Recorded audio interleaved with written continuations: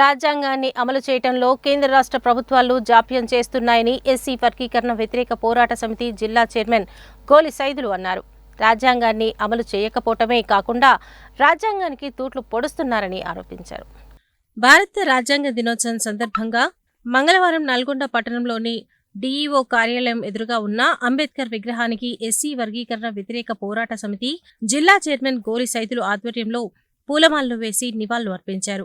భారత రాజ్యాంగ పీఠికకు పుష్పార్చన చేశారు. ఈ సందర్భంగా గోలి సైదులు మాట్లాడుతూ రాజ్యాంగాన్ని కాపాడుకోవాల్సిన అవసరం బహుజనులపైన ఉందన్నారు.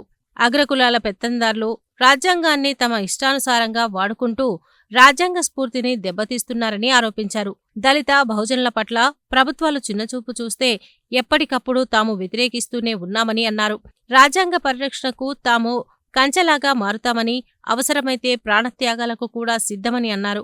కార్యక్రమంలో రిటైర్డ్ పోలీస్ ఆఫీసర్ పిచ్చయ్య, న్యాయవాది యనమల రమేష్, ఎస్సీ వర్గీకరణ వ్యతిరేక పోరాట సమితి జిల్లా కో చైర్మన్ రేకల సైదులు, తెలగమల్ల యాదగిరి, చింతమల్ల రమేష్, గాలి రవి, కిషన్, తెలగమల్ల రవీందర్, గండమల్ల శ్రీను, చింతమల్ల విజయ్ తదితరులున్నారు.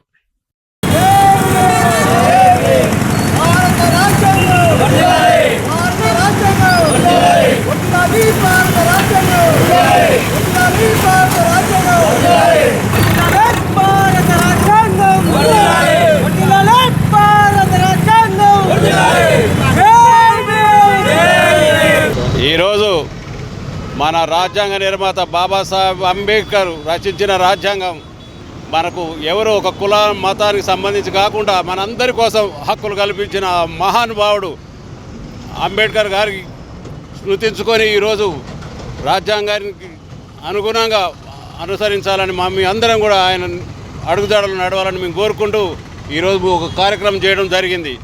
ఇది ఎవరికో కల్పించిన హక్కులు కాదు, మన భారతదేశంలో ప్రతి ఒక్కరికి కూడా సంబంధించి రాజ్యాంగాన్ని నిర్మించి మనకు అందించిన మా మహానుభావానికి కృతజ్ఞతలు. జై భీమ్.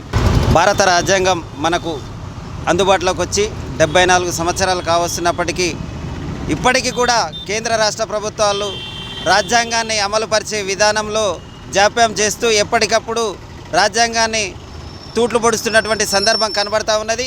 ఈ రాజ్యాంగాన్ని కాపాడుకోవాల్సిన అవసరం ఎంతైనా బహుజనుల మీద ఉన్నది.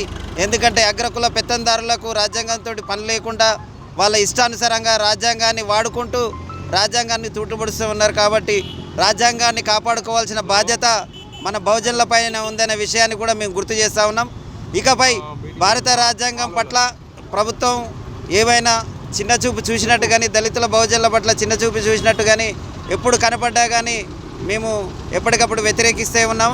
ఇకపై అలాంటివి ఏం జరగకుండా భారత రాజ్యాంగాన్ని మేము కాపాడుకోవడానికి, భారత రాజ్యాంగం పట్ల మేము కంచెలాగా ఉండి దళితుల ప్రాణాలమైన అర్పించడానికి సిద్ధంగా ఉంటాం.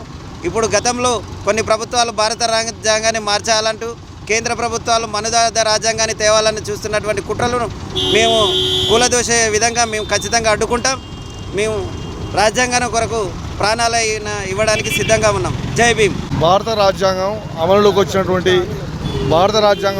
వచ్చినటువంటి ఈరోజు మాలమానాడు ఆధ్వర్యంలో ఘనంగా నివాళులు అర్పించి ఆయనకు భారత రాజ్యాంగం పట్ల ప్రతి ఒక్కరూ విధేయత కలిగి ఉండాలని, పాలకులు అణగారిన వర్గాల పట్ల వివక్షత చూపుతూ నేటికి అణగదొక్కుతున్నారు అన్ని కింది స్థాయి వర్గాలను. మాదిగల మధ్య చిచ్చు పెట్టి పార్లమెంట్లో అసంపూర్తి అయినటువంటి తీర్పిచ్చి చట్టపరంగా తీర్మానం చేయకుండా పార్లమెంట్లో చట్టపరంగా తీర్మానం చేసి వర్గీకరణ చేస్తే బాగుండేదని, భారత రాజ్యాంగం అమల్లోకి వచ్చినటువంటి రోజు ప్రతి ఒక్క భారతదేశంలో ఉన్నటువంటి ప్రతి ప్రజలు, ప్రతి ఒక్కరు అన్ని వర్గాలు గౌరవించాలని రాజ్యాంగాన్ని కోరుతున్నాం.